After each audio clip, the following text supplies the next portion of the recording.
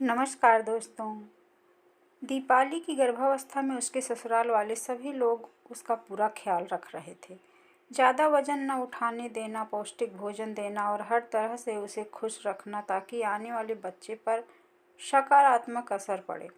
दीपाली भी जितना उससे बन पड़ता था छोटे छोटे काम करती रहती थी ताकि सास को ज़्यादा काम न करना पड़े। दीपाली को हमेशा लगता रहता था कि उसकी गर्भावस्था के कारण सास को ज़्यादा काम करना पड़ रहा है और सास को लगता था कि चाह कर भी वह बहू को पूरा आराम नहीं दे पा रही है। इस तरह सास बहू दोनों ही एक दूसरे का ख्याल रखने के लिए हर संभव कोशिश करती रहती। घर के सभी लोग आने वाले बच्चे को लेकर बेहद उत्साहित थे। आखिर कई सालों बाद नन्ही मुन्नी की किलकारी घर में गूंजने वाली थी।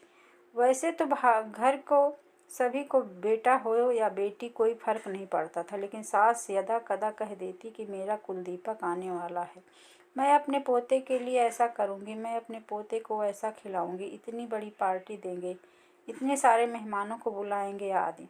यह सब सुनकर दीपाली भी मन ही मन ईश्वर से प्रार्थना करती कि हे ईश्वर, मुझे बेटा ही देना। कि मम्मी जी की मनोकामना पूर्ण हो गई। देखते देखते वह दिन आ ही गया। आखिर इंतजार की घड़ियां खत्म हुई। डिलीवरी के बाद जैसे ही नर्स ने कहा कि कन्या रत्न की प्राप्ति हुई है, मम्मी जी के बारे में सोचकर दीपाली मन ही मन उदास हो गई।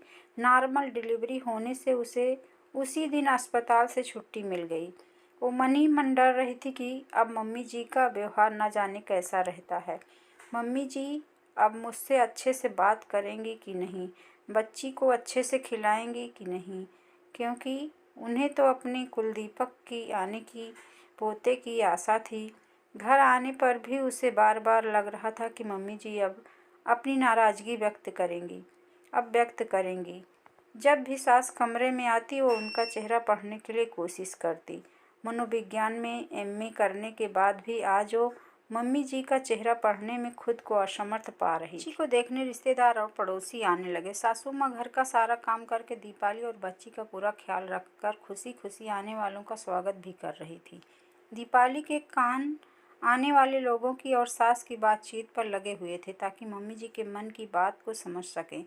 शर्मा आंटी कह रही थी, देख, तुझे तो पोता ही चाहिए था ना, लेकिन हुई तो पोती, इसलिए ज़्यादा लाड मत लड़ाना।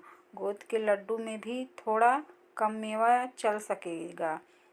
आखिर उसने कौन सा बेटा पैदा किया है। बादाम के भाव भी तो आसमान छू रहे हैं। 500 ग्राम के बदले 250 ग्राम डाल देना, और ताकि वो मेवे भी थोड़े थोड़े कम करके गेहूं का आटा थोड़ा ज़्यादा डाल देना ताकि लड्डू कम न दिखे। दीपाली सब सुन रही थी। इतने में उसकी सास की आवाज़ आई, क्यों, तू ऐसा क्यों कह रही है?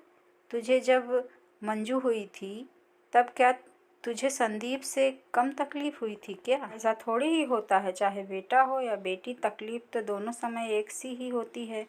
शर्मा आंटी ने कहा। सास की आवाज़ आई, जब दोनों समय तकलीफ एक जैसी ही होती है तो बेटी होने पर लड्डू में मेवा कम क्यों डाला जाए? वैसे तूने तो विज्ञान की पढ़ाई की है ना, तुझे तो अच्छे से पता है कि बेटा या बेटी होना पुरुषों के शुक्राणुओं पर निर्भर करता है। फिर मैं दीपाली को किस बात की सज़ा दूं?